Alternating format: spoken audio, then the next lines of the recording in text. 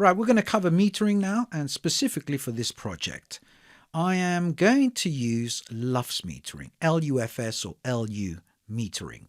I'm sure you've come across LUFS metering. It's all the rage nowadays, and rightly so. The information that's provided with an LUFS meter far exceeds anything that you're going to get out of your PPM metering on your door. Cubase, for example, works off PPM metering, which denotes program peak meter.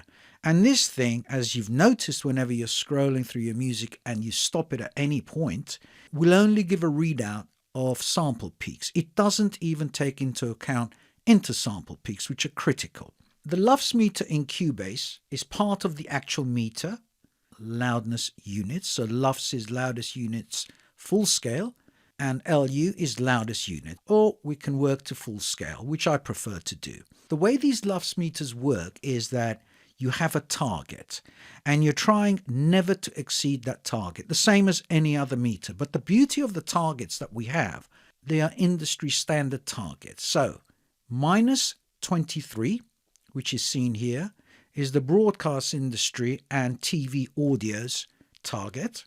I have often seen, particularly in EDM, people mixing to minus 14 LUFS, which I don't advise, and I'll explain to you why in a minute. And the idea here is that we have a meter that gives us a target, but it gives us far more information than any other meter would.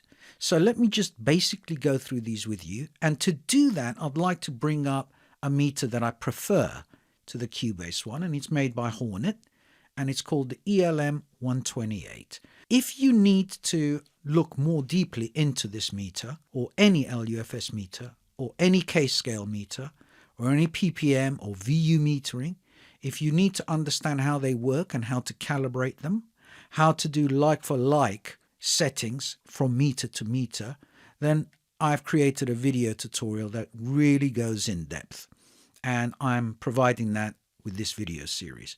You're not going to need to know all of that to be able to use this, because I'm going to cover it in layman's terms and very simply. Here is the target we're aiming for, which is called the reference. And this is, as I mentioned earlier, the broadcasting and TV audio target. And we try to adhere to this. And we do this very simply. If you think of CD audio, that equates to about minus 9 LUFS. So we're not that far off, but here's the problem. If you use minus 14, let's say, as a target, which I've seen in EDM because people want it loud, you're going to be faced with two problems. The first one is there is zero headroom left for the mastering engineer to work his or her magic. And number two, which is even more important, is that some of the streaming services don't work on those kind of values. So for example, Apple, with their iTunes, they work to minus 16. So if you mix to minus 14, and the minute you wanted to upload to iTunes, it would normalize down and make it quieter. YouTube is minus 14. So if you mix to minus 14, you'd be exact for YouTube. But as I said, you'd have no headroom left for the mastering engineer to work. So what we do is we work to minus 23 and we leave that extra headroom for the mastering engineer. Now, what do all these other things mean? How do they help you? Well, first one is what we call momentary loudness. And that's the last 400 milliseconds of audio that you play, just under half a second. And it's done in real time. And I'll show you how. Just with this one example, I've loaded up a kick, a snare, and a tinkly little keyboard line. I just want to show you how this measures and gives a readout in real time of what's going on. So let's just play it.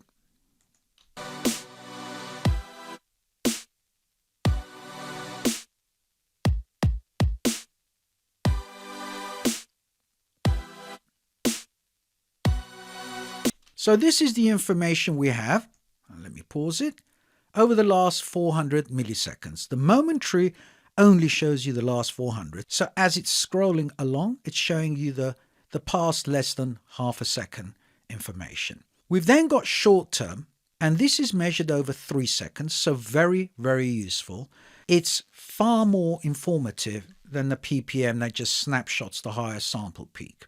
Integrated is the most important. This is your target. Right now, with those 3 tracks playing, I'm achieving minus 30 LUFS. So I'm a good 7 LUFS off my target. This means I've now got room to play with. But as I said, I'm only playing 3 tracks. And if you think of it in this way, let's say your entire mix is playing, you're going to have some frequencies that will sum. So your target will always be achieved far, far quicker if you're playing more channels because of this summing factor. So remember, when you use a LUFS meter, you're using it for your entire mix. When you're gain staging, don't solo a channel and try and work to the target, because once you unsolo all your channels, they're going to sum and go way beyond the target value. Right, so that's our long-term integration, and that is measured over the entire audio that you play for your mix. Could be a minute, 2 minutes, or the whole mix itself. It needs a good minute to be able to sort of stabilize and get all the readings in place.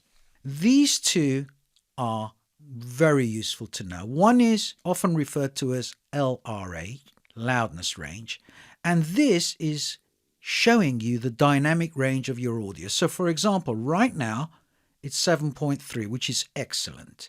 In EDM, I've often seen this at 2, because EDM music tends to be over-compressed and over-maximized, so you have very little dynamic range. I've seen film go up to 12 or 16.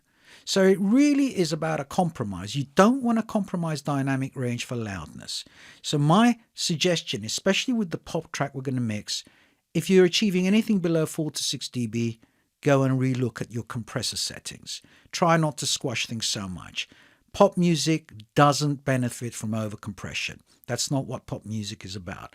Pop music is all about hearing the reverbs, the vocals, the intricate little detail. So try and keep this healthy. Finally, we have true peak, which is measured in decibels. And this is the figure that I always look at when I'm looking at PPMs and the difference between the two. And the reason is that this is actually measuring intersample peaks, whereas the PPM doesn't.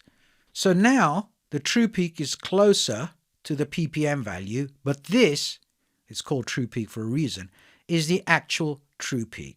It measures intersample peaks and takes those into account as well. So you're going to get a far better representation looking at this value on this meter than you are on the PPM, even though they may be a bit close to each other. Dynamic range, important. Long-term integration, that's your target value you're going for, remember that. And short-term, 3-second window, less than half a second, 400 millisecond. Now, let me tell you why I particularly like this meter. Whereas the Cubase one also gives us like-for-like information, this doesn't have a normalize function. You see, the way that iTunes and YouTube and all these streaming services work is that they use peak normalization to bring the volume of your submitted track closer to the target figure that they use. So if it's minus 14 for YouTube, this will normalize up or down your entire mix using peak normalization to bring it closer to that figure.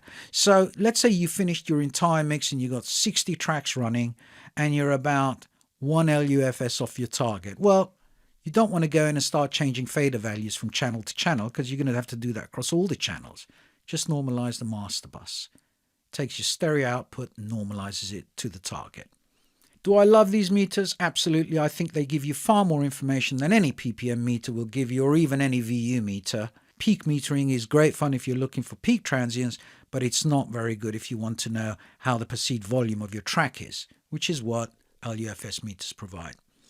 Cubase is one, more than adequate. You can customize it a little bit more here, but I wouldn't bother, because everything it's using here are industry standard settings. Like with all LUFS meters, you have to switch it on so the meter analyzes the audio. Personally, I would stick to one of these meters, which I prefer, and I think the Hornet one is so clear because I get this lovely GUI readout in real time, which I really do like. Okay, I don't want to go any deeper, so remember what we're looking for. Just very quickly recap: momentary over 400 milliseconds, so whatever you've played, the last 400 milliseconds. Short-term integration over 3 seconds, very, very important. tells us what's happening over 3 seconds. It's a great way for looking at things that are errant spikes and transients that stick out. Integrated or long-term integration, that's your target value that we're aiming for. This should be your guide for all your compressor use, EQ boosts, etc. This is actually going to tell you if your music's dynamic or not. So pay more attention to this than these. And finally, not critical, but very useful for us engineers to sort of be able to understand how to set our limit, to catch transients and peaks, etc., etc.